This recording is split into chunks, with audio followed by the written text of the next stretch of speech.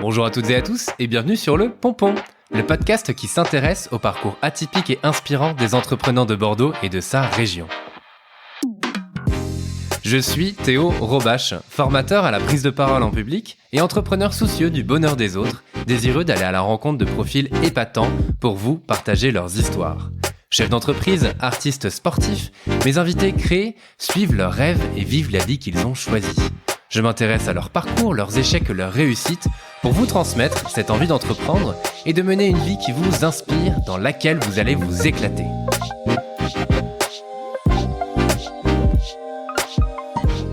Avant de commencer, je souhaite vous parler de l'agence Pertinence. C'est la Dream Team dont vous avez besoin pour développer votre marque, appuyer votre visibilité sur le digital ou encore déléguer votre marketing. Leur talent, c'est d'amener votre entreprise là où elle doit être et elles le font avec brio. Notre point commun, c'est d'accompagner le développement des entrepreneurs et de le faire avec une énergie débordante. Alors allez toquer chez Pertinence de ma part et vous serez reçu par une équipe pleine de peps qui vous conseillera en visant juste pour développer votre activité. Pour ce nouvel épisode, j'ai le plaisir de recevoir Paulin Leridan, fondateur des boulangeries Pain Paulin que l'on retrouve au Cap Ferret et au Bouscat, une vraie bonne boulangerie artisanale. Paulin a travaillé avant cela en financement automobile sur la côte sud-est et a préparé son retour à Bordeaux pendant 10 ans avec cette idée en tête, créer une boulangerie avec des produits de qualité et des convictions, celles qui l'accompagnent au quotidien pour nourrir un maximum de monde. On revient sur sa reconversion, sa préparation et ses années de tests d'apprentissage pour devenir boulanger, puis toutes les galères par lesquelles il est passé, ainsi que ses belles réussites. Merci à Elodie Prida et Coralie Afsec du réseau Entreprendre Aquitaine qui m'ont proposé ce nouveau profil. Et avant de vous laisser écouter cet échange passionnant, je vous invite à mettre 5 étoiles sur iTunes, à vous abonner au Pompon, puis à liker, commenter et partager les posts du Pompon afin qu'il soit connu par le plus grand nombre. Le message étant passé, je vous souhaite à toutes et à tous une très belle écoute. Salut Paulin. Salut Théo. Et merci d'avoir accepté l'invitation. Je t'en prie. Je suis hyper content de te recevoir. Avant de commencer, est-ce que tu peux te présenter s'il te plaît ? Oui, je peux. J'ai 36 ans, bordelais d'origine et ça fait depuis 2017 que j'ai ouvert ma boulangerie au Cap Ferret, reconversion. J'étais auparavant dans le financement automobile sur la Côte d'Azur et puis expatrié 8 ans. Ouais. Ok. Ça marche. Et donc c'est les boulangeries Pain Paulin, oui, pour le préciser. Ouais, c'est ça. Celles de ceux qui connaissent quand même. T'as fait quoi comme étude ? Un BTS force de vente. Ouais. J'étais pas trop scolaire, assez pragmatique et en alternance. C'était important pour moi pour pas commencer dans la vie avec un crédit à rembourser et puis pour mettre de la pratique dans ma vie. La scolarité a été un peu douloureuse pour moi. Ah oui. Douloureuse. Je me suis traîné. J'ai quand même raté la seconde. J'ai pas réussi à me traîner et passer en première. J'ai dû redoubler, mais okay. J'ai eu mon bac ES au rattrapage, mais je l'ai eu. C'est pas. T'y allais tranquillement, quoi. Ouais, péniblement. Péniblement. Péniblement. Et quand t'étais petit, tu voulais faire quoi ? Quand j'étais mon stage de troisième, je l'ai fait chez un agent de change, ce qu'on appelle un petit peu aujourd'hui trader, mais pour la caricature. Et je l'avais fait chez Ferry, cours du Chapeau Rouge. Okay. Et puis voilà. Après, je voulais faire de la vente. Parce que trader, je sais pas si c'est vrai, mais qu'il fallait être très bon en maths et faire S, on te disait que c'était quand même le plus compliqué, donc et c'était là où j'avais les plus mauvaises notes. Agent de change, puis après faire de la vente, quoi, j'en savais rien, certainement pas boulanger en tout cas. C'est venu après. Ok. Et tes premières expériences, alors tu les passes donc dans la finance? Pour le coup. Ouais. Alors en finance, oui, c'est pareil. C'est comme trader, ça fait fantasmer. Ouais. Plus la boîte était à Monaco, donc on se dit waouh, le mec, c'était. Mais on était, commercial, au cadre sup, si tu veux, mais on travaille avec les concessions automobiles et quand ils vendent une voiture, l'objectif c'est qu'ils vendent aussi un financement. Et le mien, c'était qu'ils vendent le mien et pas celui de la maison de financement interne, propre au constructeur, ni mes concurrents. Voilà, donc c'était un boulot de commercial, ni plus ni moins. Tu animais les centres de profit et tu gérais la marge dégagée pour le compte d'une entreprise pour laquelle je travaillais, quoi. Ok, ça marche.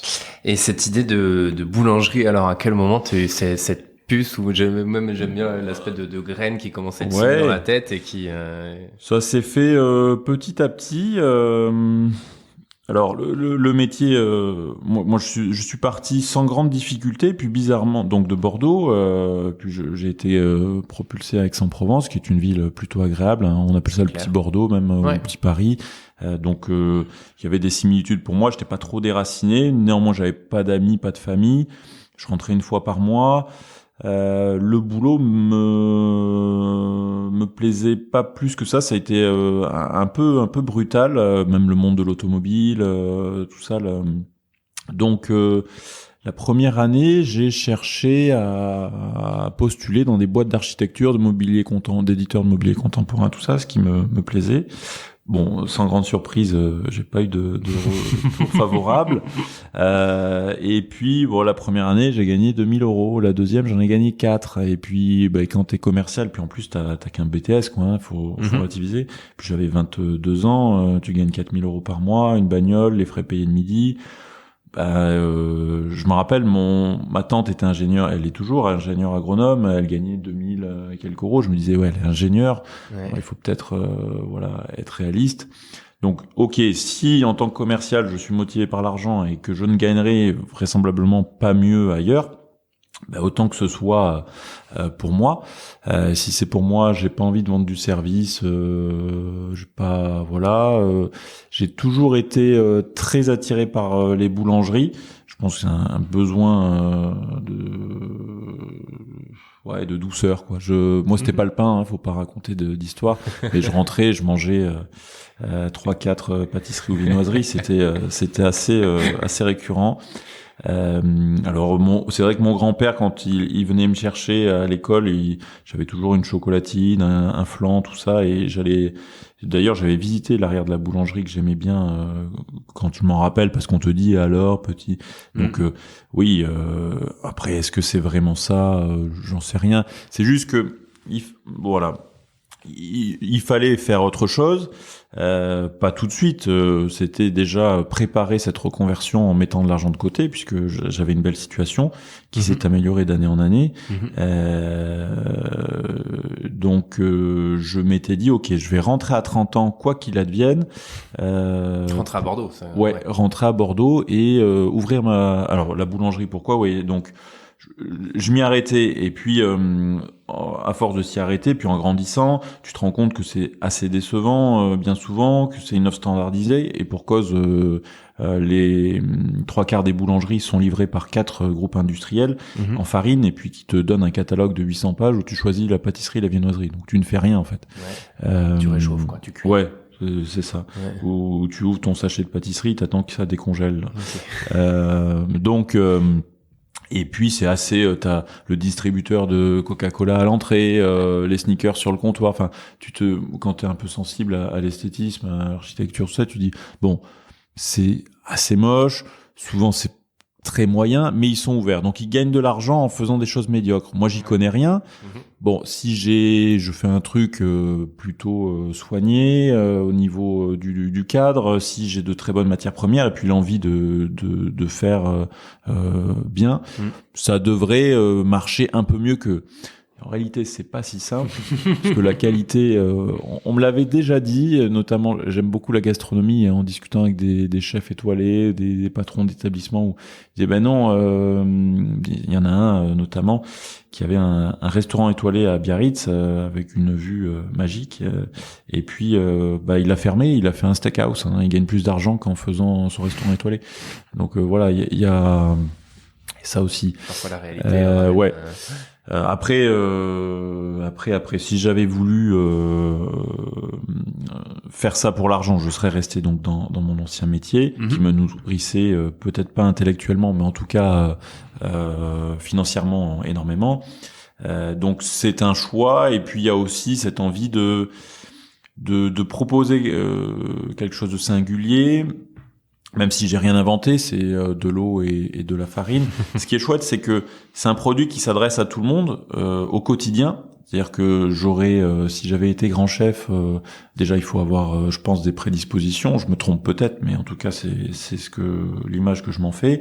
Et puis tu t'adresses à des gens qui vont venir 1 à 2 fois par an chez toi, et encore. Ouais. Alors que le pain c'est quasiment tous les jours, quoi. Ouais. Donc ça c'est intéressant. Et puis même si tu mets de très bonnes matières premières, même si t'es en bio, même si tu payes bien tes employés, même si t'as un cadre sympa, tout ça mis bout à bout fait que ton produit reste accessible, et grosso modo à moins de 7 € du kilo, tout le monde peut se l'offrir. Puisque quand tu regardes le prix au kilo des aliments, même au supermarché, t'es rarement en deçà de 7 € du kilo. Et ça t'offre en plus un très bon compromis nutritionnel sur le pain, qui est un produit extrêmement sain et extrêmement nourrissant. Donc voilà. Et donc ton projet, il a mis quand même beaucoup de temps à mûrir, pour le coup. Enfin, entre le moment où t'as la graine qui se plante en disant vers 21, 22, et j'ai ouvert à 32 peut-être. Ouais, 10 ans, quoi. Oui, c'était une volonté, c'était OK, dans 8 ans j'arrête et je fais une boulangerie. Ça a aussi évolué. Au début, il y avait pas ces boulangeries discount là, Marie Blachère, Ange, et je m'étais dit donc j'avais 21, 22 ans et j'étais pas encore dans une démarche quali à 100%, puisque je m'étais dit OK, il faut que la première année j'ouvre 3 points de vente où je fais une offre dégressive, c'est-à-dire que tu achètes un produit, tu le payes 100% du prix, t'en achètes 2, t'as 5% de remise, 3 t'as 10, 15, 20 jusqu'à moins 50, puisqu'on te dit que t'as un taux de marge de 80%. Donc je m'étais dit OK, je fais ça comme les autres, point chaud. Et par contre, comme je vais être vite copié, il faut que rapidement j'ai un labo de production, donc je monte en qualité dans une zone franche et j'alimente mes points de vente comme ça sur Bordeaux. Ouais, très commercial pour le coup. Ouais, très commercial, c'est ça. Et puis bon, Marie Blachère, Ange et tout sont arrivés, c'est tout ce que je déteste en plus. Et puis voilà, non, c'était boulangerie bio au levain. Pas de baguette, pas de croissant, un truc vraiment différent, clivant. Alors clivant, pas OK, il y a ce côté anticonformisme chez moi, mais aussi l'envie de dire très bien, toi tu aimes la baguette, OK, tu la retrouves dans 100% des boulangeries. Chez moi, si tu viens, je vais essayer de te faire quelque chose de différent. Je dis pas que ce sera meilleur, même si c'est mon souhait, mais en tout cas s'adresser à une minorité de gens un peu curieux, puis éveiller des curiosités, des sensibilités, sans prétention, hein, mais voilà, c'était cette envie-là. Ouais, et je trouve ça moi quand même dingue. Alors c'est aussi moi j'ai du mal à me projeter, mais toi c'était dans 8 ans, dans 10 ans quoi en gros. Ouais. Comment t'as réussi à garder cet objectif en tête? Et je trouve ça intéressant. C'est aussi comme conseil à donner. Parfois, il y a des gens qui ont des rêves ou qui ont des projets en se disant je ferai ça un jour, mais toi te dire je vais le faire dans tant d'années et je vais faire tout ça. C'est tout le cheminement que je vais avoir. Qu'est-ce qui se passe dans ta tête à ce moment-là? Déjà, je pense que c'est un mode de fonctionnement chez moi que j'essaie d'alléger et pour avoir un peu plus de spontanéité, parce que c'est chouette de pas tout programmer. Mais là, en fait, c'était pas rien, quoi. C'était changement de vie, il faut de l'argent, donc c'était déjà en mettre de côté, mûrir le projet. Tu vois que je te parlais d'un truc au début discount, ça a très vite mûri. Voyager, goûter, voir des trucs. Boulanger le week-end, j'ai commencé à boulanger au moins, je me rappelle plus trop, mais au moins 5-6 ans avant d'ouvrir, donc sur mon temps libre. Passer mon CAP en candidat libre, m'inscrire à la formation, j'ai arrêté le 31 août, je faisais la formation le 1er septembre 2014. Tout ça c'était acté, c'était prévenir mon employeur que pour qui j'ai beaucoup de sympathie, donc puis il me pensait pas sérieux, parce que quand tu vas voir ton employeur, tu dis dans 6 ans j'arrête, dans 5, dans 4, dans 3, dans 2. Bon. Au moment de partir, ça a été un peu dur pour lui, mais surtout que je lui ai formalisé avec un recommandé comme on fait. ça l'a un peu, ouais. Ça fait bizarre ce côté. Ouais, ça a fait. Tu t'entends avec les gens, après, voilà, je comprends aussi, et on a toujours de très bons rapports d'ailleurs. Mm-hmm. Mais oui, c'était mûrir ça, c'était mettre de l'argent de côté, c'était profiter. Je savais que ce qui m'attendait en discutant, et puis même, tu te rends compte que quand t'es salarié, t'as quand même la souplesse, même si t'as des responsabilités, etc. Moi, j'avais un gros secteur et d'année en année, mais en gros, le soir, t'arrives quand même à couper. Le week-end, tu en as. Tu peux partir en vacances. Ce qui est plus forcément le cas, du moins au début. Là, c'est pareil, je me structure et je commence à prendre de plus en plus de temps. Et de recul entre guillemets aussi. Ouais, de recul. Tout est relatif, oui, tout est relatif parce que là, j'avoue que je dois toujours être à 70-80 heures. Oui, en tout cas, j'ai 2 jours de pseudo repos où je bosse sur les sujets chez moi en télétravail puisque c'est la mode, mais mais j'y arrive et ça va se faire. On est aujourd'hui 9 et ça va se faire. Mm-hmm. Donc comment oui, je comprends ce que tu dis aussi. C'est-à-dire que moi, dans mon métier, j'avais plein de gens qui me disaient « Ah putain, c'est bien, si j'étais jeune. » On se trouve toujours des excuses, en fait, pour pas le faire. Ah ouais, mais moi, j'ai des enfants. Non, je crois que, voilà, on peut s'en trouver des tonnes. C'est comme quand t'arrêtes de fumer, que tu reprends, que c'est pas le bon moment, que ceci, que là. À un moment, il y a des gens qui passent à l'action et d'autres qui le font pas. Moi, j'avais des gens qui aimaient pas leur boulot, qui devaient partir, et tu vois, 8 ans à 10 ans après, ils y sont toujours, et ils partiront jamais. C'est comme ça, comme des gens qui ont envie, voilà. Donc moi, je m'étais fixé une deadline, 30 ans, je boulangeais le week-end. Et tu boulangeais où alors? Eh bien, j'ai eu la chance de tomber par hasard à 200 mètres de chez moi sur un petit local, tout petit, 40 mètres carrés, avec marqué Farinoman. Je connaissais pas, c'était de nuit. Ouais. J'étais avec ma nana de l'époque, et puis je lui dis, putain, mais c'est incroyable. On voyait 3 pétrins, un four. Je dis, mais attends, mais là, je te garantis que je vais y travailler. Hein. Et puis 15 jours après, il a accepté de me prendre. Okay. Je lui ai un peu forcé la main et puis je me suis présenté tous les vendredis soirs après mon travail. Ouais. Et c'était super. C'est Benoît Fradette, hein, c'est ça? Ouais. Farinoman, Benoît Fradette. Bon, avec du recul, effectivement, tant que t'es pas, il m'avait dit un truc qui est vrai. Sois ton propre maître toi-même, quoi. C'est que en fait, avec du recul, toutes ces années où j'ai boulangé, tout ça, comme électron libre, puisque j'avais pas de statut, j'étais pas stagiaire, j'étais pas rémunéré, enfin j'étais... Ah oui, tu y allais vraiment pour apprendre et donner un coup de main aussi. Quand même. Et du coup, t'as pas la charge émotionnelle, tu vois, du truc, donc t'intègres pas forcément bien, voilà, c'est... Tu réalises pas tous les à côté qu'il peut y avoir. Non.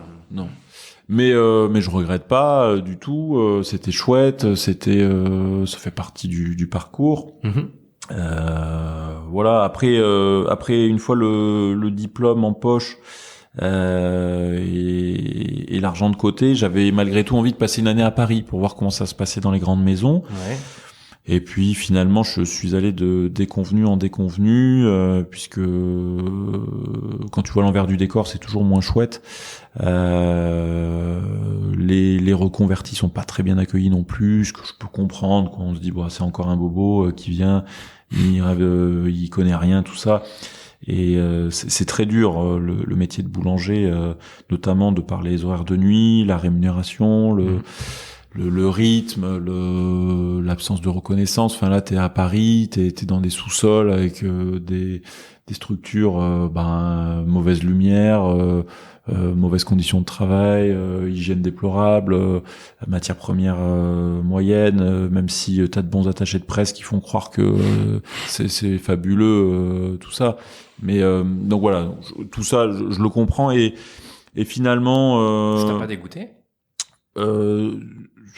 Non. Alors, comme la chance que j'avais, c'est que j'avais pas de statut vraiment. Donc, finalement, moi, je m'engageais. Je voulais faire 6 fois 2 mois dans 2 structures. Ouais. Comme t'es organisé.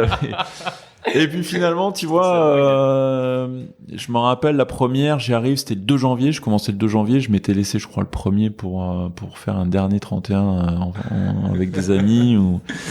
J'arrive le 2, donc à 1h du mat, je traverse Paris à pied, je connaissais pas vraiment, puis il y avait pas de transport en commun, je marche pendant 1 heure, donc j'étais réveillé à 11h45, tu vois, dur.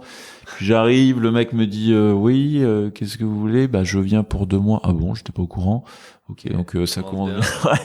Le mec, t'es seul boulanger dans la boulange, auréolé du titre de meilleure baguette en 3 ans auparavant, je sais pas quoi. Mhm. En fait, il faisait de la diviseuse et façonneuse toute la nuit, c'est-à-dire que les baguettes ne touchent pas les mains de l'homme, hein. C'est un rêve.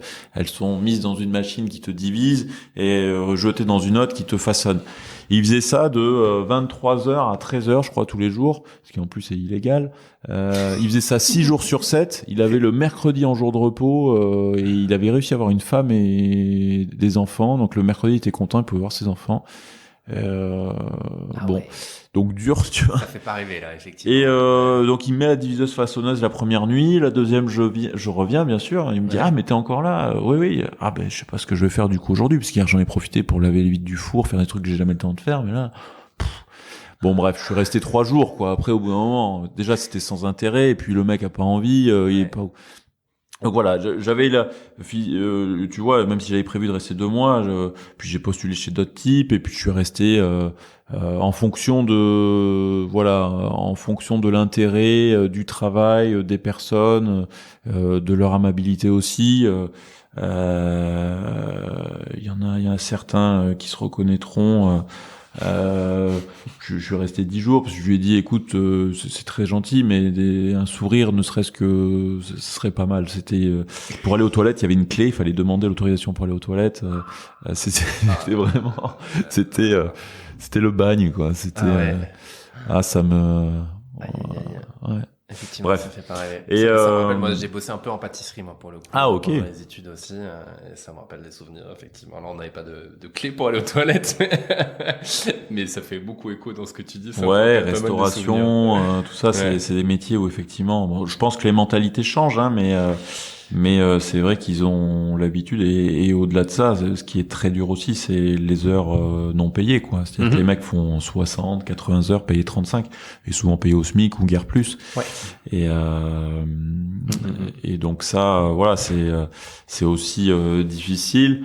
Moi, dans mon entreprise, je ne le fais évidemment pas, ce qui rend la rentabilité beaucoup plus complexe.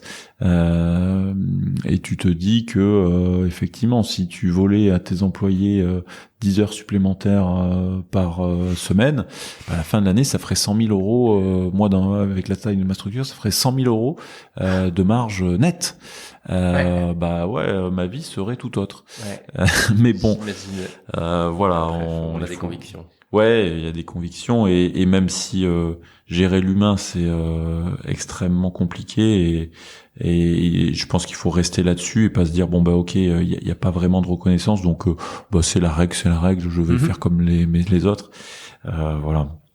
Ouais. Et au final, dans tout ce que tu dis, ça me fait penser, est-ce que le fait de ces expériences-là, parisiennes et autres, qui étaient plutôt négatives, j'ai envie de dire, au final, est-ce que ça renforce pas justement tes convictions et ton sentiment de te dire, ouais, il y a quelque chose de différent à faire et je peux le faire, quoi. Enfin, ou pas plus que ça. Non,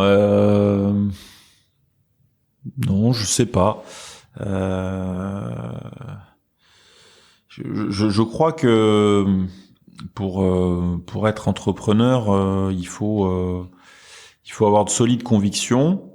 Le plus dur, c'est de trouver la bonne équation entre ses convictions et puis entendre ce qu'on te dit à côté, parce que toute la journée on te donne des conseils, hein, et si tu les mettais en pratique, ton entreprise aurait plus aucune vision cohérente, etc.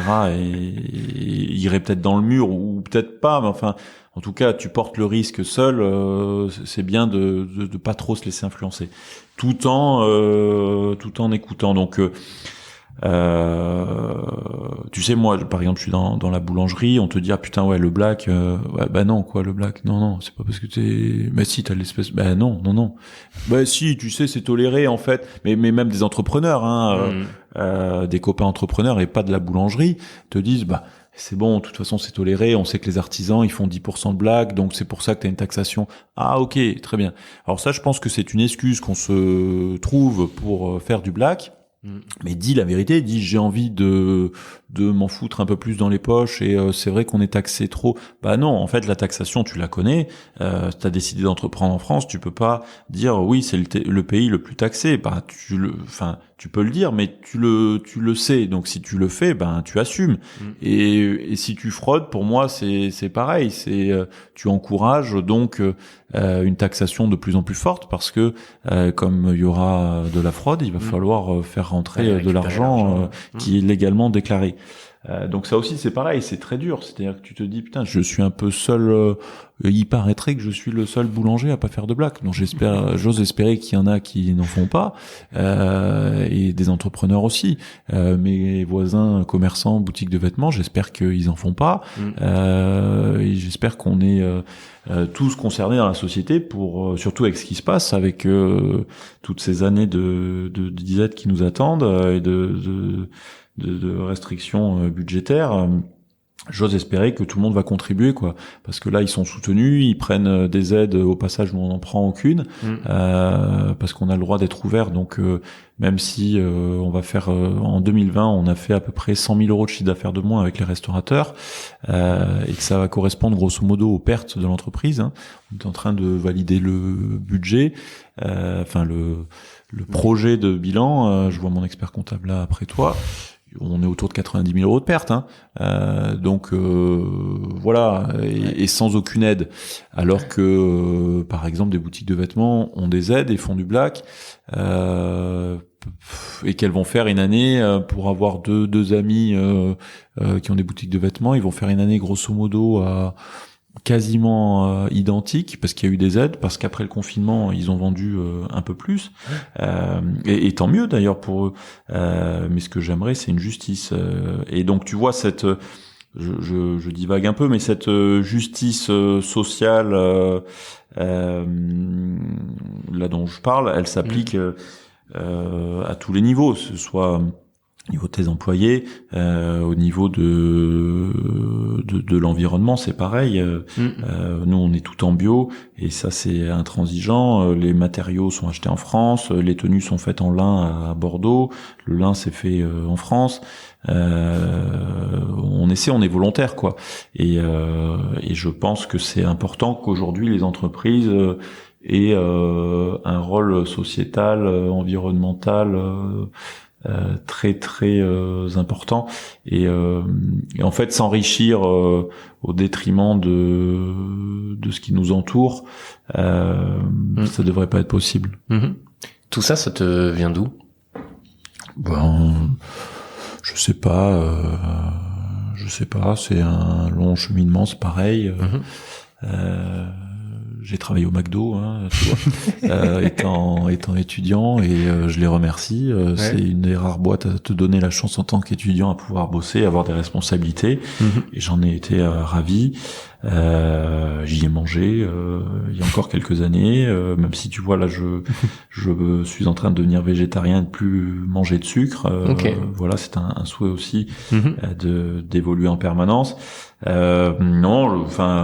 Voilà, tiens, j'ai vu comme beaucoup, je pense, le Legacy de Yann Arthus Bertrand, où quand il te raconte que l'homme serait arrivé dans l'humanité, si tu l'as réduit à l'échelle de 24 heures à 23 heures, 58 minutes et 53 secondes, et qu'on aurait déjà défoncé 70% de la biodiversité, et que dans 50 ans, il y aurait 3 milliards d'expatriés climatiques si les choses ne bougent pas.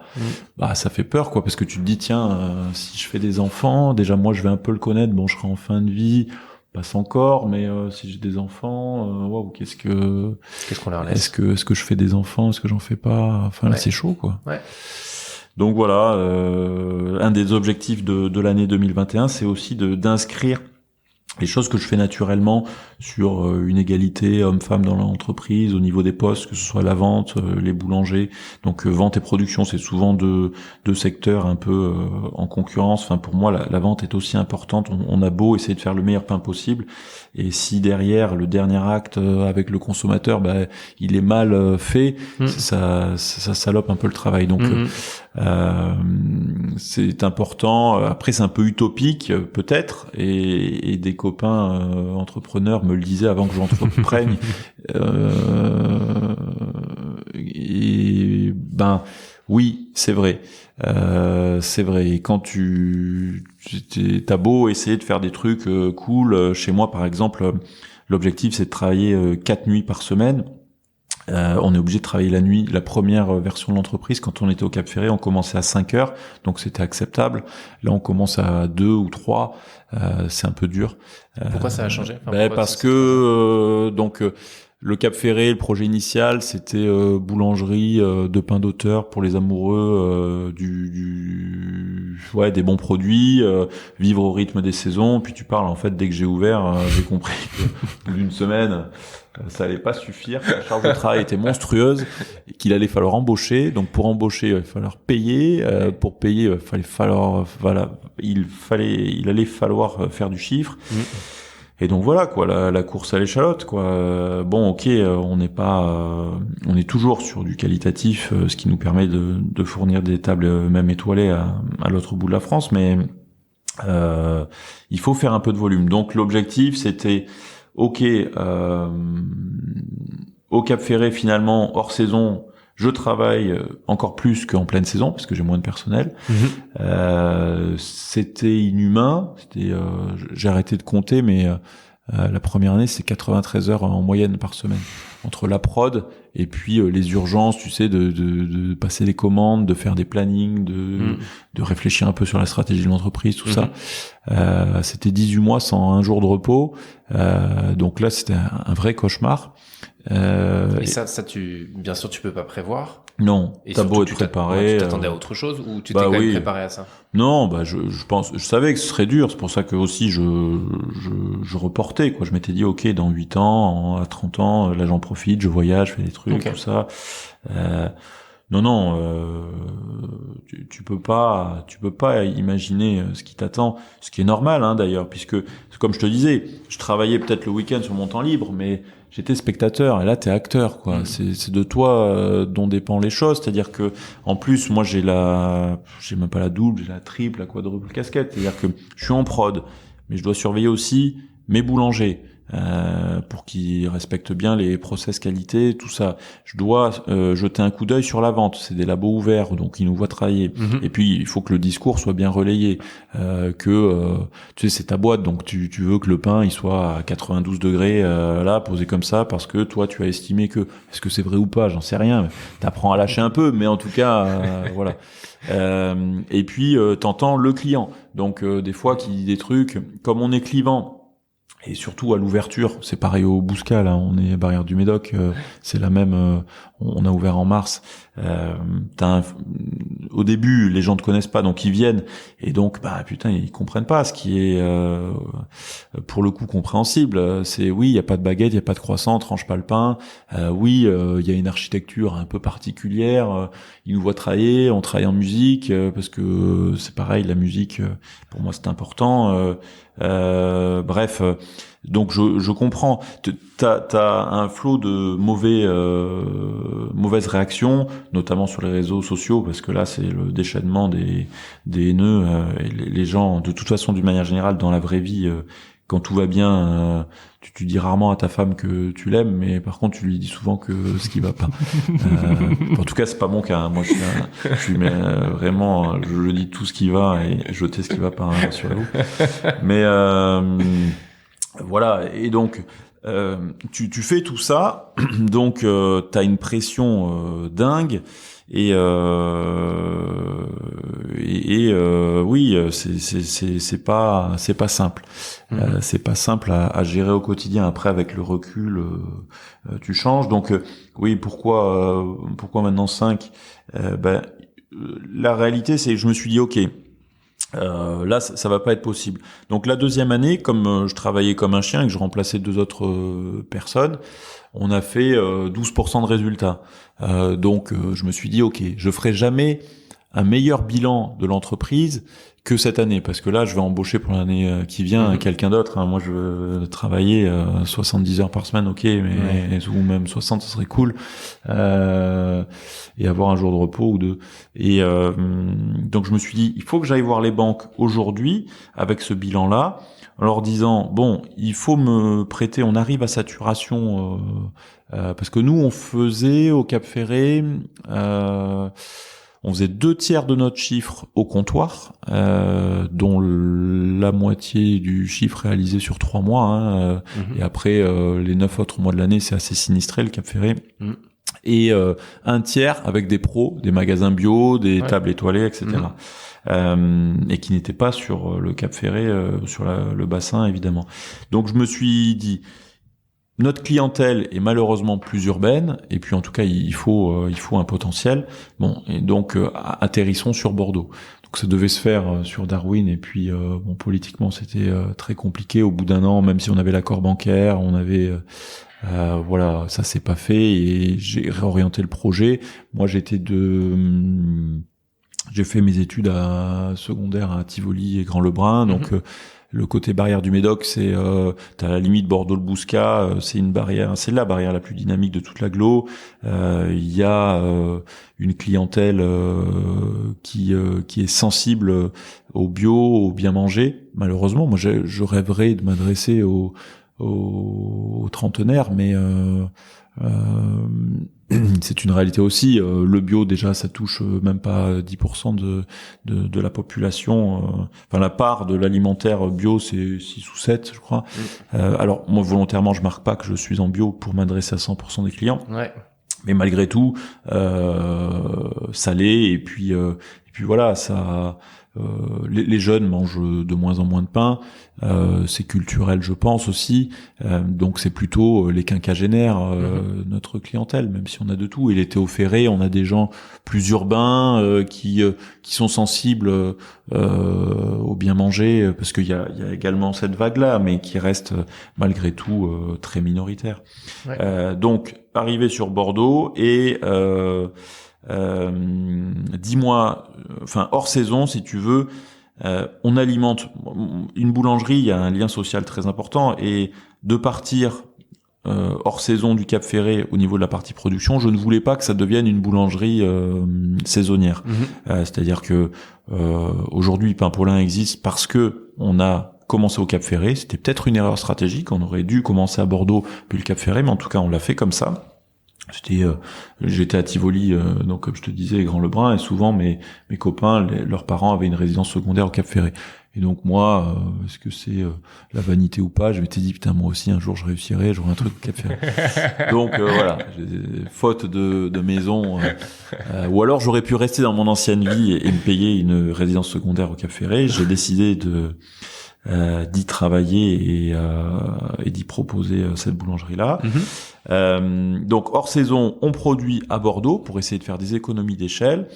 On maintient le lien encore plus, c'est-à-dire qu'avant on était ouvert 5 jours par semaine, maintenant on est ouvert 365 jours par an sur les 2 sites. La boulangerie, c'est vraiment un truc... et puis je trouve qu'un commerce comme ça de proximité, c'est bien de pas se poser de questions, quoi, de se dire oui, j'y vais, quoi. C'est pas ah putain ouais, en février il est fermé 15 jours parce qu'il a un gosse. Ah c'est vrai, est-ce que j'y vais pas, je regarde sur internet, est-ce qu'il a mis à jour ses horaires. Voilà. On sait nos clients comme ça ont plus cette question-là à se poser. Ça offre aussi un lien. C'est important, notamment hors saison au Cap Ferré. Il y a beaucoup de commerces fermés, et ceux qui vivent à l'année sont des gens souvent seuls ou en couple, quoi. Il y a pas moi je l'ai vécu pendant 3 ans au Cap Ferré, c'est-à-dire que vie culturelle c'est dur, quoi. C'est un peu calme.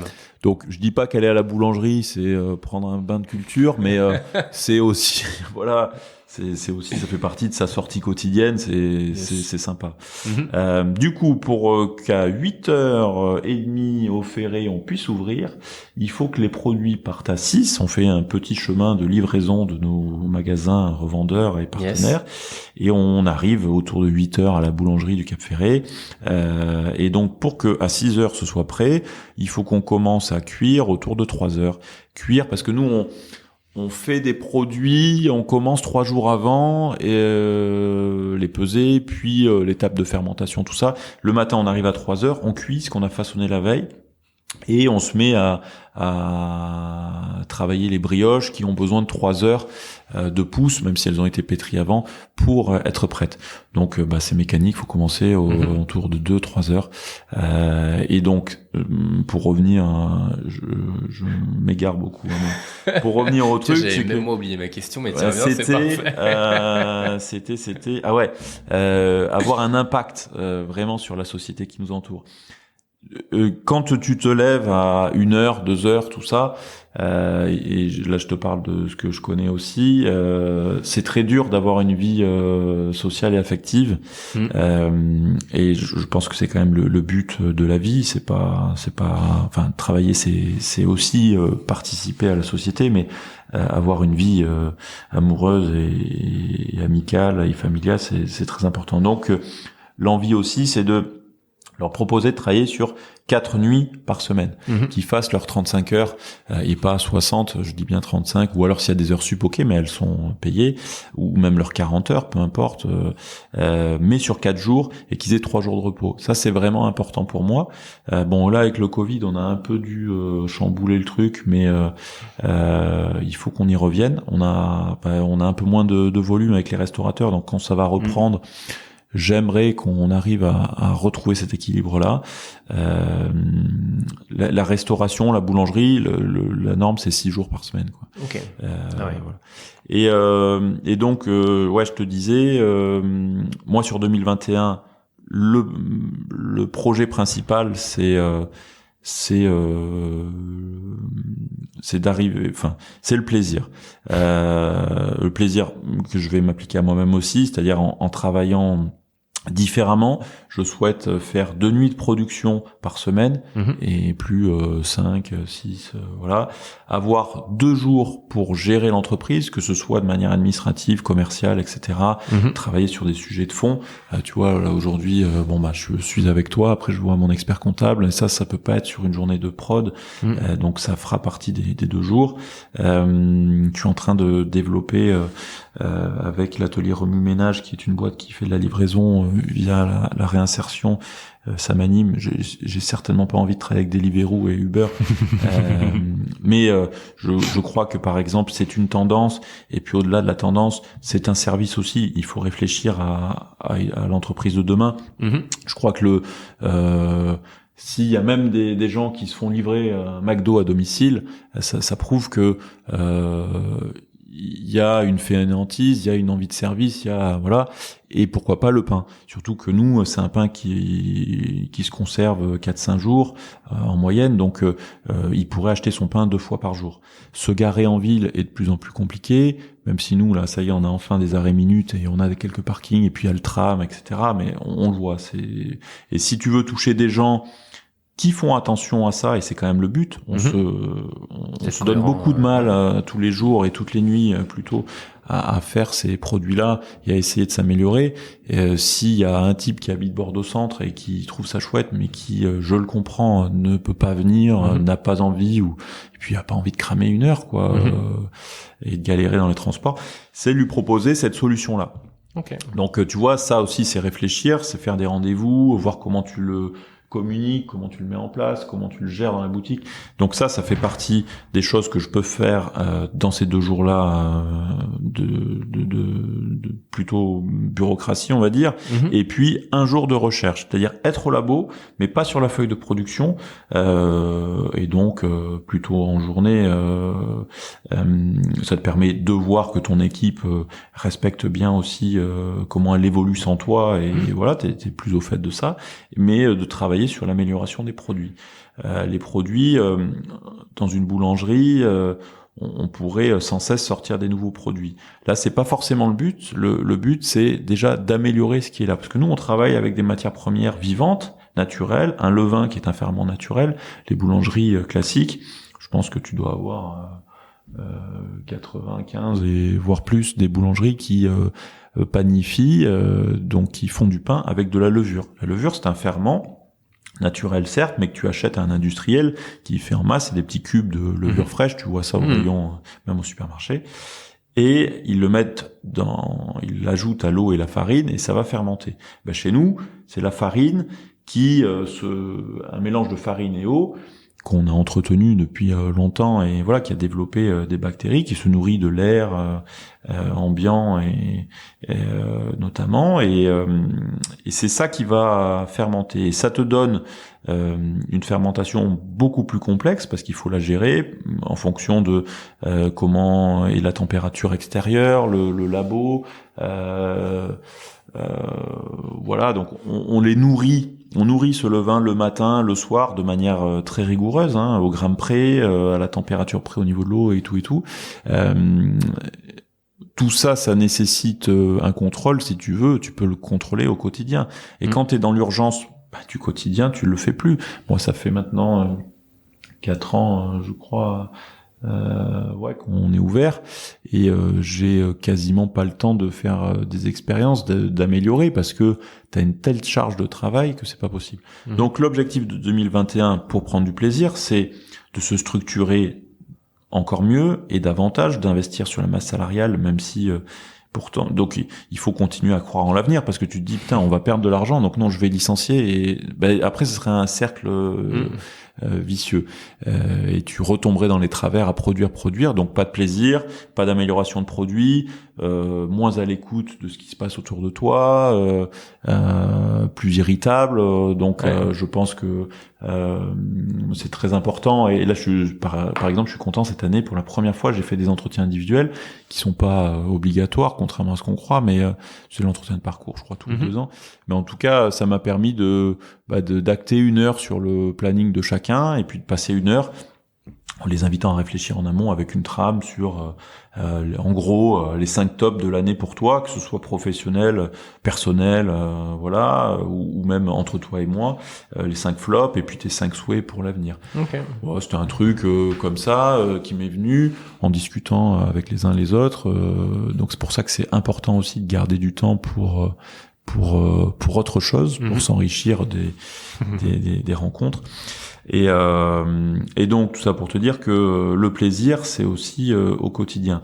Et je pense que en tant que dirigeant, tu as une telle pression multiple parce que tu as une responsabilité légale, pénale, tout ce que tu veux, judiciaire, sociétale, environnementale. Quelques-unes. Donc voilà. Et pour prendre du plaisir, je crois qu'il faut que moi j'arrive à faire ça.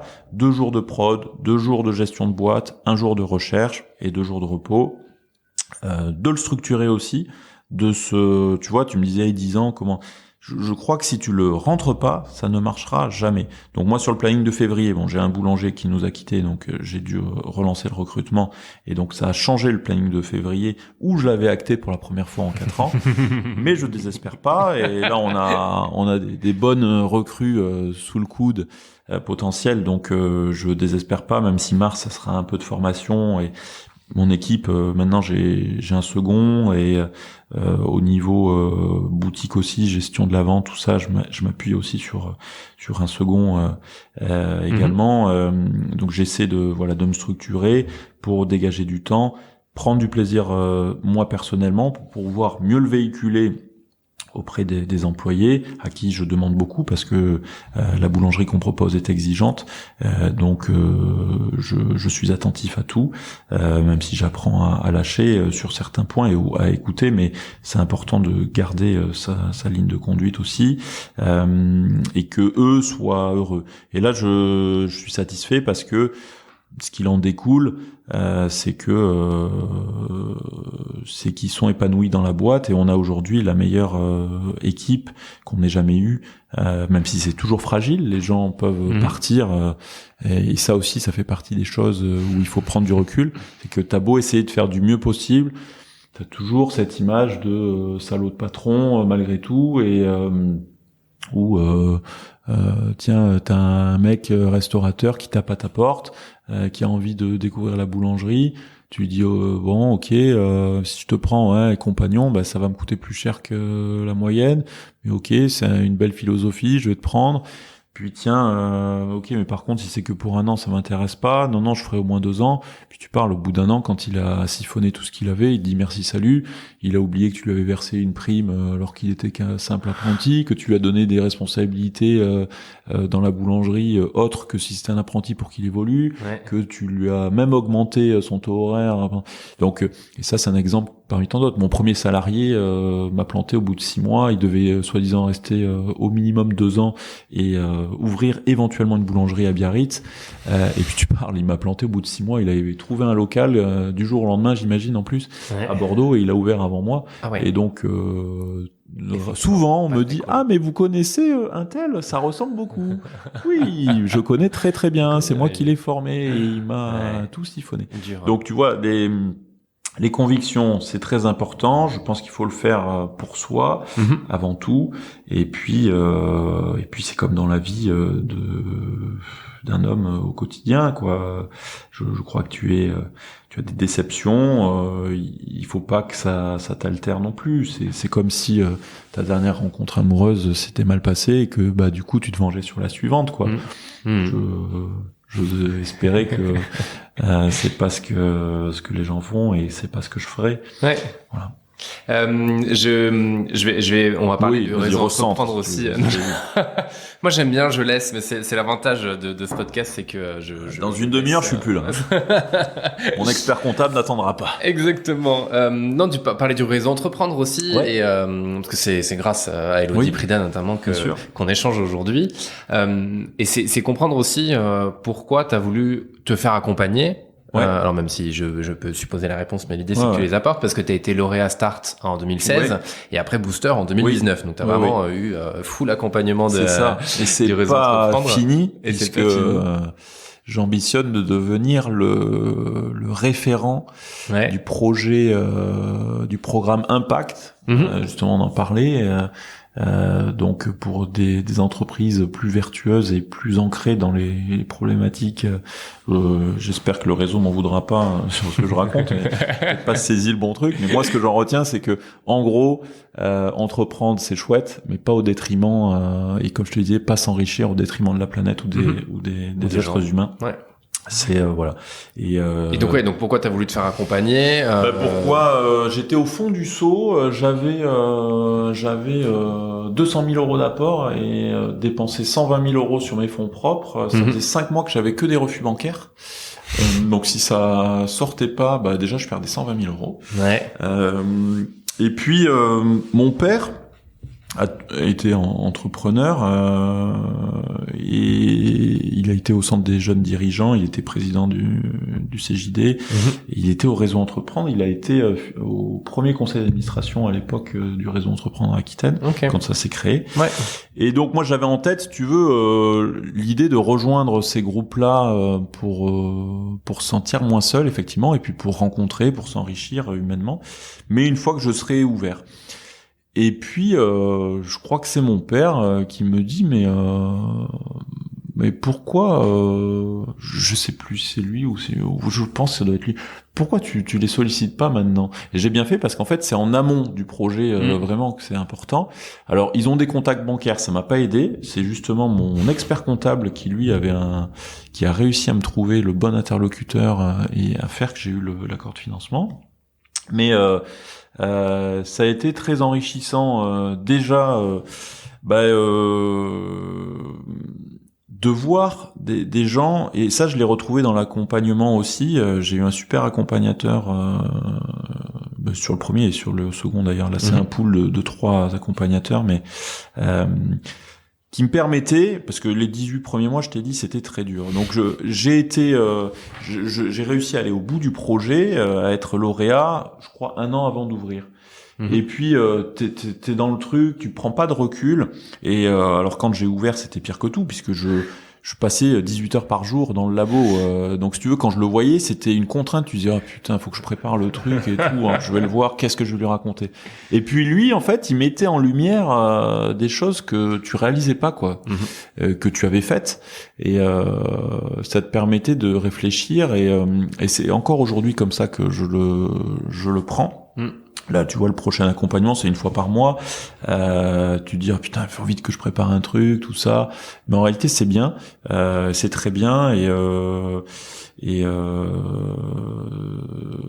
oui, même si ils n'ont pas, bien sûr, l'univers de la boulangerie, ils le connaissent pas, mais c'est pas grave. On a tous les mêmes problématiques d'entrepreneurs, et ça c'est bien. Et puis il y a cette là, moi j'essaie de donner maintenant à mon tour un petit peu, notamment à travers le programme Impact. Alors je recevrai, puisque j'aimerais être le cobaye, mais aussi le référent pour les futurs les futurs entrepreneurs qui solliciteront le réseau Entreprendre, et pour sensibiliser, et c'est chouette, quoi. C'est du bénévolat, même payant, puisque pour être membre, tu dois t'acquitter d'une cotisation pour faire vivre l'association. Et je regrette vraiment pas.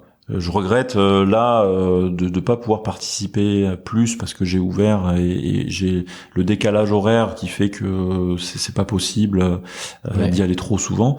Mais notamment avec ma nouvelle vie qui arrive dans ces 2 jours, je m'organiserai pour faire un déjeuner mensuel, pour faire rencontrer des candidats, pour les éclairer, pour apporter ma pierre à l'édifice au sein du réseau Entreprendre. Voilà. Ouais. Très cool. Et je me demandais aussi, tu l'as mentionné à plusieurs reprises, qu'il y a des grands chefs, en tout cas quand c'était encore ouvert, qui utilisaient ton pain. Comment ça s'est passé? Comment tu l'as vécu? Parce que j'imagine qu'il y a un aspect fierté quand même. Énorme. C'est alors déjà, comme j'avais des moyens auparavant dans mon ancienne vie, c'était un truc très très important pour moi. Et puis dans l'envie de s'alimenter autrement, de découvrir, d'apprécier les saveurs. L'esthétisme est très important pour moi, donc dans ces établissements-là, tu sais, il y a un détail très très fort qui est fait sur le cadre, sur l'assiette, etc. Donc ça m'a toujours plu. C'était une consécration, même si j'oublie pas que mon cœur de métier, c'est de nourrir Jean-Paul, qui est à 2 pas de maison. 2 pas, du pâté de maison, mais également, effectivement, c'est la fierté. Servir Michel Troisgros à l'autre bout de la France, en termes d'impact environnemental, c'est une connerie. Mais par contre, il l'a voulu, il l'a eu. Hein. Là, il y a pas de souci. J'ai trouvé une solution. Je le livre. Alors, je le livre 1 fois par semaine. Il les congèle. Je lui pré-cuis, en fait, et il finit la cuisson chez lui. On a trouvé un moyen. Il est en train d'internaliser, parce que Michel est quelqu'un, et son fils César et Léo, et toute la famille d'ailleurs, qui ont cette réflexion sur l'environnement. Donc ils vont internaliser et produire bientôt chez eux, mais en attendant, en tout cas, j'en profite et j'en suis très fier. Je travaille avec Caudalie, Nicolas Mas, une belle rencontre. On s'était vu avant l'ouverture, et puis ça s'est fait. On a beaucoup réfléchi, on a réussi à trouver un moyen d'eux. Je travaille avec d'autres établissements aussi. Des grands chefs, c'est toujours chouette. Ça nous pousse à la rigueur, à la régularité qui, dans notre métier, alors c'est drôle, hein, parce que eux aussi sont très sensibles à ça, et pourtant, tu vois, souvent ils me rappellent, je reçois un coup de fil, un message, un truc de Michel, de Nicolas, putain, ouais, les pains de campagne cette semaine, ils sont un peu plats, et oui, mais c'est un produit vivant.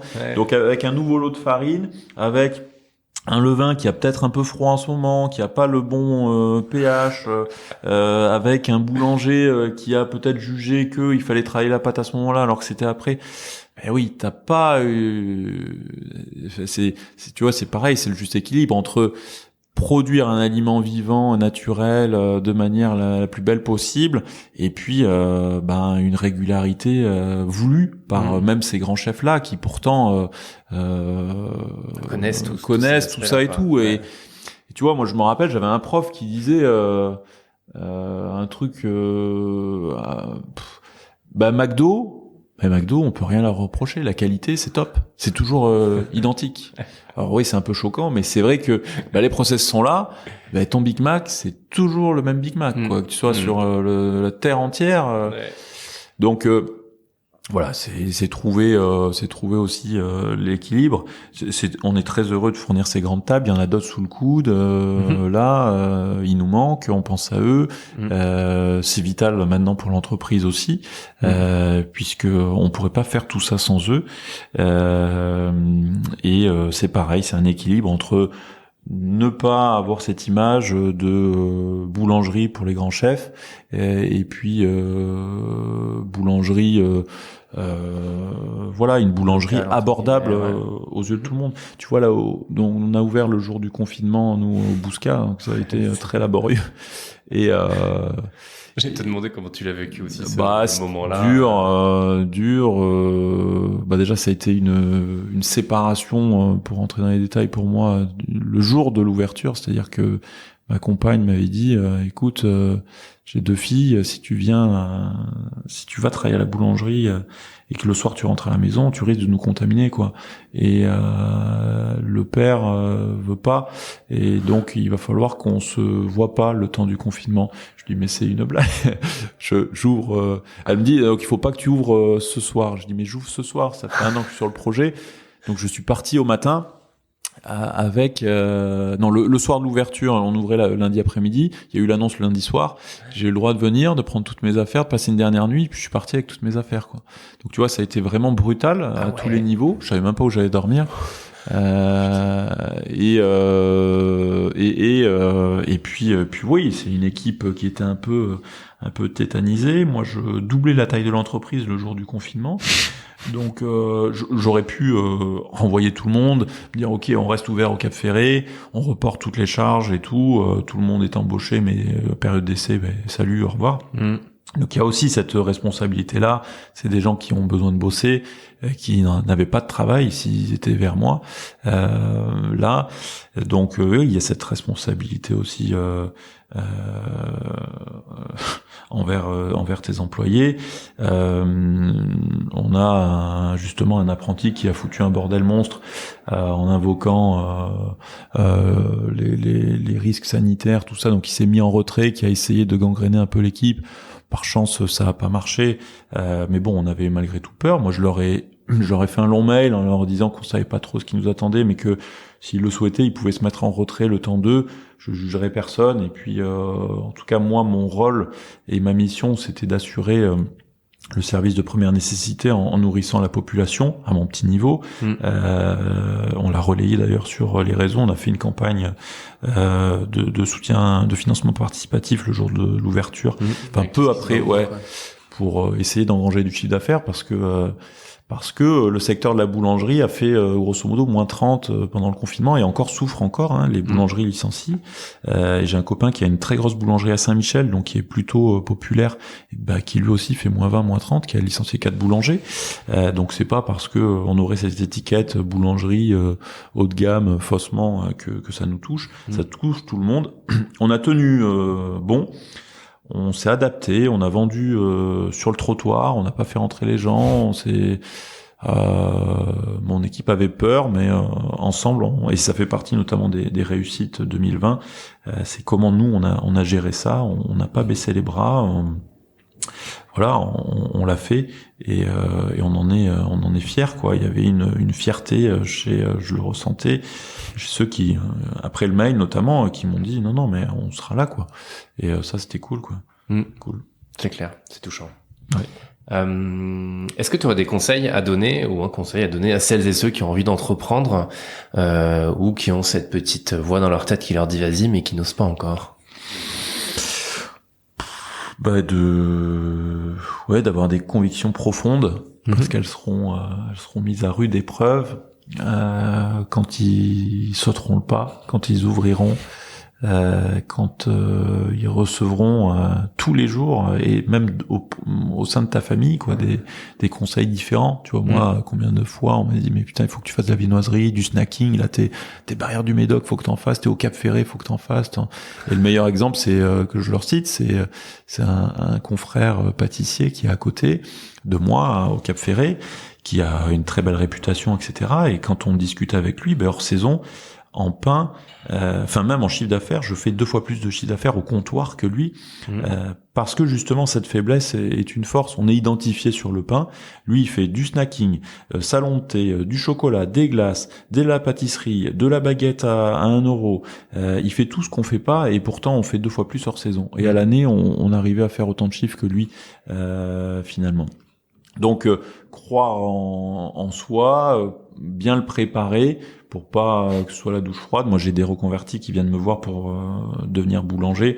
Je leur dis, avant, tiens, on va faire une immersion, par exemple, de 15 jours via Pôle emploi et ça sera bien pour toi. Et je leur dépeins un tableau assez lucide, noir si tu veux, mais assez lucide sur ce qui les attend. D'ailleurs, tiens, à midi, je vois une ancienne que j'ai formée et qui a arrêté, qui s'était reconvertie, qui était très bonne, une femme en plus. Ça me faisait plaisir de féminiser le métier de la boulangerie. Elle a pas tenu, c'était trop dur. Et en plus, à l'époque, on était au Cap Ferré, on commençait à 5 heures, mais elle a envie de vivre, quoi. Donc c'est d'avoir des convictions profondes. Et ce que je te disais tout à l'heure, le juste équilibre entre des convictions très ancrées et ne rien lâcher et donc se mettre un peu des œillères par rapport à tous les conseils que vont donner des gens qui ne le feront pas et ce ne sera pas leur projet.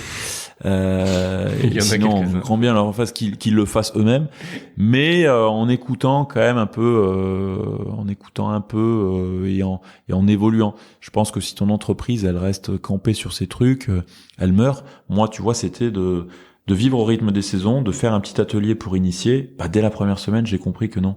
Donc, je suis allé chercher des clients extérieurs, des biocops, des chefs étoilés, etc.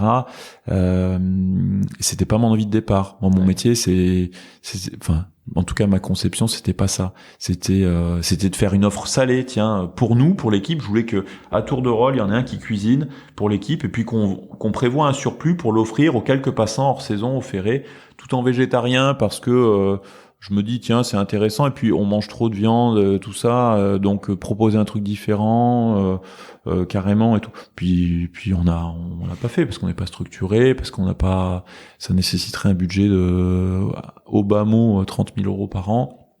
On peut pas se le permettre. Voilà, on évolue tout le temps. Là, de faire du click and même pas collect, delivery, quoi, c'était pas prévu. Mais on réfléchit de faire un site internet, d'être sur les réseaux sociaux. Moi, j'ai une aversion particulière pour tout ça.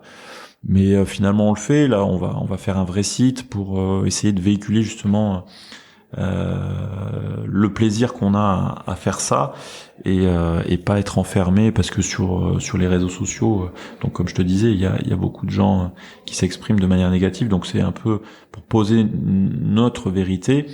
Donc voilà, tu me disais un conseil, c'est d'être fort et pour ne pas dévier tout en sachant dévier un peu quand même. C'est ça. Voilà, et en expérimentant. J'aime bien l'idée d'avancer en marchant, quoi. J'en suis la preuve et je pense que tous les entrepreneurs, globalement, s'ils sont toujours là, c'est que ils ont eux aussi évolué, quoi. Ils ont écouté, ils se sont conseillés et voilà, c'est une perpétuelle évolution, une entreprise. Et qu'est-ce qui t'anime au quotidien, même si on l'a un peu eu globalement, mais c'est là en ce moment, c'est de remporter ce nouveau défi de création d'une deuxième structure avec les problématiques qu'on rencontre liées au Covid ou pas d'ailleurs. Et puis qu'est-ce qui m'anime, c'est là vraiment pour cette année, c'est d'arriver à mettre ce schéma en place pour prendre du plaisir à en véhiculer davantage. Et trouver des soupapes à travers des rencontres au sein du réseau entreprendre ou même extérieur. J'ai prévu d'aller voir des copains boulangers, un objectif c'est 3-4 fois par an d'aller voir autre chose, de voyager. Des fois c'est tout bête, mais tu sais, en partant loin, tu arrives à... Moi, c'est un besoin que j'ai vraiment. Et d'ailleurs, une de mes ambitions, là, je me suis dit, tiens, cette année, 2021, alors, on va perdre beaucoup d'argent. Et ben 2021, moi, mon objectif, c'est d'arriver à sortir mon entreprise de cette situation. Donc de gagner de l'argent comme toute entreprise pour continuer à investir sur l'humain et sur le matériel, sur la structure, parce qu'il y a plein de projets qui m'animent de création encore. Et pourquoi pas un développement à l'international, tu vois, prendre à contre-courant le truc. Et alors c'est pas pour l'argent parce que tu serais minoritaire, ce serait un porteur de projet qui assumerait le risque, etc. Mais c'est, tu vois, ce souhait-là, ce doux rêve, ça t'oblige, je crois, à être extrêmement rigoureux chez toi. Donc de dire, bah ok, tiens, tu veux le dupliquer, bah Pimpolin en France ça marche, regarde, tiens, je peux te le prouver. Ce qui aujourd'hui est financièrement est pas le cas. C'est la qualité. J'essaie de mettre en place des process là avec mon équipe et on y arrive de mieux en mieux. Si dans un an on reçoit la visite d'un étranger qui veut voir Pimpolin avant d'investir, et bah il faut que quand il rentre il fasse c'est ok, c'est de super produits, mais derrière il y a rien qui est dû au hasard, quoi. C'est structuré, et je trouverais ça hyper enrichissant en fait d'aller si c'est en Asie par exemple, ou d'aller à la rencontre de cette culture-là avec des problématiques locales en termes d'approvisionnement, donc qui te pousse à améliorer ta R&D chez toi en trouvant des farines qui ont peut-être moins de gluten, plus de gluten. Où le mec te dit oui mais t'es gentil, toi aujourd'hui tu fais pas de croissants. Mais la boulangerie, Paris, la France, c'est croissant. Moi, il faut que tu me fasses des croissants aussi. Donc, c'est mettre dans ton entreprise, chez toi, te mettre à faire des croissants au levain, sans améliorants, parce qu'aujourd'hui, en plus, on est sur les produits bio, nous, donc il y a pas d'améliorants, tout ça. Et la viennoiserie sans améliorants, c'est extrêmement complexe. Donc, tu vois, un truc qui m'anime notamment, ce serait ça, parce que tu prendrais la hauteur sur ton entreprise et t'irais à la rencontre d'autres cultures, et je crois que tout est résumé en fait. C'est prendre du plaisir. C'est voilà, ce qui m'anime, c'est ça. Je l'ai pas toujours très bien réussi parce qu'il y avait la charge de travail, mais là on est en bonne voie. Mes équipes m'y aident, et tous ensemble on en prendra davantage en 2021, j'en suis sûr. Parfait, c'est tout ce que je te souhaite et ce que je souhaite à toutes les équipes. J'avais vu d'ailleurs un article sur Belle Rose en anglais. À l'époque, très sympa. Tu commences à semer entre guillemets. Non, mais ça c'était il y a. Ça c'était au début. C'était au début. Ben oui, parce que j'ai une sensibilité sur l'architecture. C'est pareil, tu vois, ça c'est une rencontre. C'est ça qu'on n'a pas parlé de la Sigu. Ouais. En fait. L'architecture m'a toujours passionné. Des fois, en m'amusant, je dis que dans 10 ans, je deviendrai architecte. J'ai remarqué leurs travaux en sortant de l'école. Et j'aimais bien ce collectif qui c'était donc collectif d'architectes, mais qui s'était renseigné, qui avait suivi un peu la menuiserie, l'électricité, la plomberie, pour savoir de quoi ils allaient parler, auprès de leurs clients. Et donc je lui ai dit waouh, là vous sortez de l'école, mais je pense que vous allez cartonner, et le jour où vous deviendrez des stars, je veux que vous vous en rappeliez, parce que moi dans 6 ans je veux faire une boulangerie avec vous. C'est énorme. Et donc ça les a fait beaucoup rire. Puis de temps en temps je me rappelais à eux, je passais un petit coup de téléphone, un mail et tout. Et ben tu vois, il y a des gens pour qui la parole, la fidélité, ça a de l'importance. Ils l'ont fait et je les remercie encore. Et sur la deuxième, c'était évident. Bien sûr, c'est un coût pour moi qui, pour eux, ne couvre pas les frais que ça représente parce que c'est un gros cabinet et qui vont très très loin dans la recherche. Ils dessinent le mobilier, les carreaux, ça a beau être des carreaux 10 par 10 en blanc, mais ils font le calpinage pour que ça tombe au millimètre près pour la prise, etc. Enfin, ils vont très très loin. Donc même si pour moi c'est très coûteux, en fait pour eux c'est pas assez et c'est pas ce qu'ils font des projets à l'international qu'ils peuvent se permettre de faire Pimpolin. Et pour moi c'est évident effectivement de continuer à travailler avec eux et voilà. Et ça m'a amené cet article sur Belle Rose qui parce que visuellement ça passe bien. Déjà la boulangerie c'est un peu sexy, beaucoup moins que la restauration à travers toutes les émissions, mais bon, j'étais un bon client. Il y avait Sigu, le Cap Ferré, enfin voilà, carte postale, c'est bon. Des éléments qui étaient assez intéressants. Tu rajoutes les petits mouchoirs et tout va bien, quoi. Tu vois. Ça. Donc non, on était bons clients. Donc ils ont fait un shooting photo. Ils sont venus et c'était marrant. Oui, c'est des rencontres. Ça t'amène à faire des trucs un peu surprenants. Ouais. Voilà. Et d'ailleurs, t'as parlé de concours, mais t'as fait aussi la meilleure boulangerie de France. Bah ouais. C'est ça, en 2018. Ouais. Toujours pareil. À mon avis, je suis assez lucide, parce que j'étais cliché. D'ailleurs, ils ont beaucoup joué sur les clichés. J'étais le bobo qui s'installe au Cap Ferré, la finance et le loup de Wall Street. Quoi. D'ailleurs, je crois qu'ils ont même dit le loup de Wall Street dans le truc. Enfin, ils ont vraiment tout dit. Le bobo des mers. C'était terrible.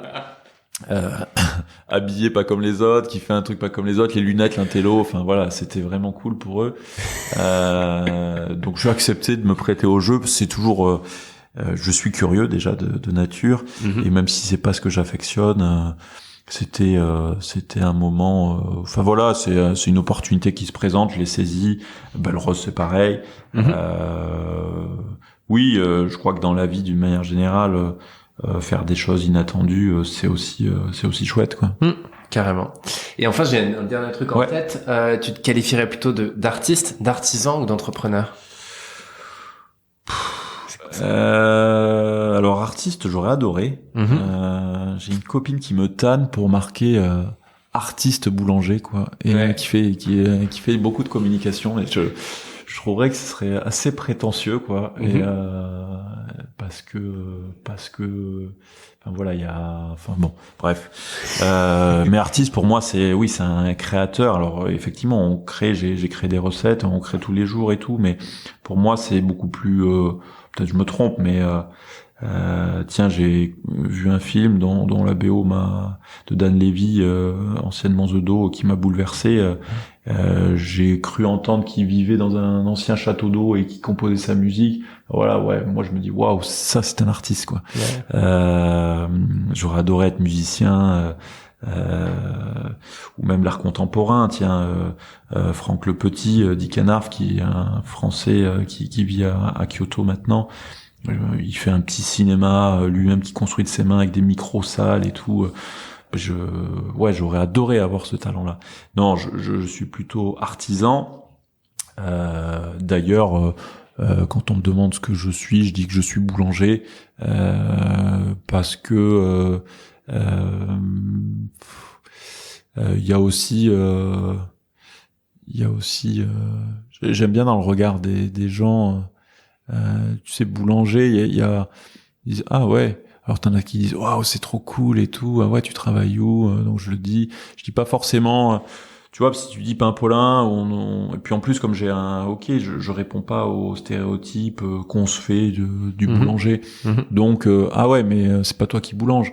Bah si, c'est moi. J'ai beau avoir cette dégaine-là, des petites lunettes et faire attention à moi. C'est moi qui boulange, pas que. J'insiste bien aussi là-dessus. J'essaie de désincarner un peu l'entreprise. C'est Pimpolin, mais très tôt, dès le début, j'ai fait un flyer en disant c'est pas que le pain de Paulin que vous allez manger, c'est le pain de Morgan, de Mathieu, de Jules, de Louise, c'est toute l'équipe. Donc on est forcément un petit peu tout ça et puis Mais bon, moi je dis que je suis boulanger, voilà. Même si je veux pas le marquer en façade, car je ne me reconnais pas. Tu vois, on est plein de contradictions. Je ne me reconnais absolument pas dans ce qui est proposé aujourd'hui dans la boulangerie. Je dis pas que je suis le meilleur d'entre tous, et c'est pas de la prétention, mais pour moi que 80% des boulangers te vendent de la viennoiserie industrielle, c'est pas concevable. Donc de ce fait, je ne marque pas que je suis boulanger. Voilà. Ok. Je suis une boulangerie, pardon. Ouais. J'ai marqué pain Paulin. Ok. Mais pourquoi pas en fait écrire pour montrer que c'est vraiment ça d'être boulanger? Bah non, parce que déjà, oui, il y a cette.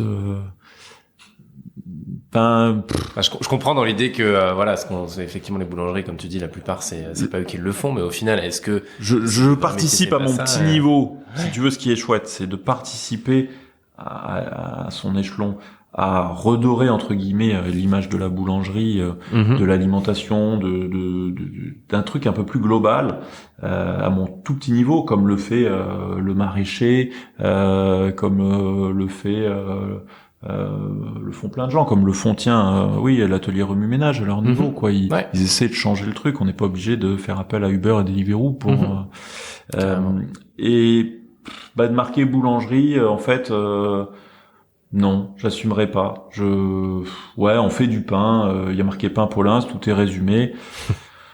Paulin, c'était un jeu de mots. Enfin, en fait, dans Paulin, il y a pain. Donc, je voulais écrire pain en gros, mettre un petit U sous un petit L, que les gens en fait voient pain de loin, et puis en arrivant sur la vitrine, ils voient un petit U sous un petit L, ils voient qu'accessoirement, donc c'est entre parenthèses, Paulin, c'est fait par Paulin et son équipe, mais ça marchait pas. Donc on a fait pain Paulin, c'est plus lisible, mais voilà. Et de la même manière, il n'y a pas marqué que c'est bio, quoi. Ouais. On est labellisé, ça nous permet de travailler avec les magasins bio, mais on l'a pas marqué parce que je veux m'adresser à 100% de la population. Ouais.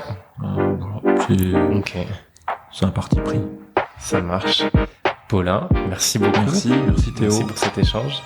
Et à très bientôt. Ouais, à bientôt. Salut. Merci à tous pour votre écoute. Je reste impressionné par la capacité de Paulin à prévoir. Prévoir 10 ans auparavant sa nouvelle vie, sa nouvelle aventure, et emmagasiner un maximum d'informations pour se lancer. Il a un très beau métier et son amour du produit se ressent dès qu'on franchit la porte de sa boulangerie jusqu'à la dégustation de son pain. Si cet épisode vous a plu, je vous invite à le partager autour de vous et vous abonner depuis la plateforme d'écoute sur laquelle vous êtes. On se retrouve très bientôt pour un nouvel épisode du Pompon et surtout, d'ici là, échangez avec un maximum de monde et prenez soin de vous.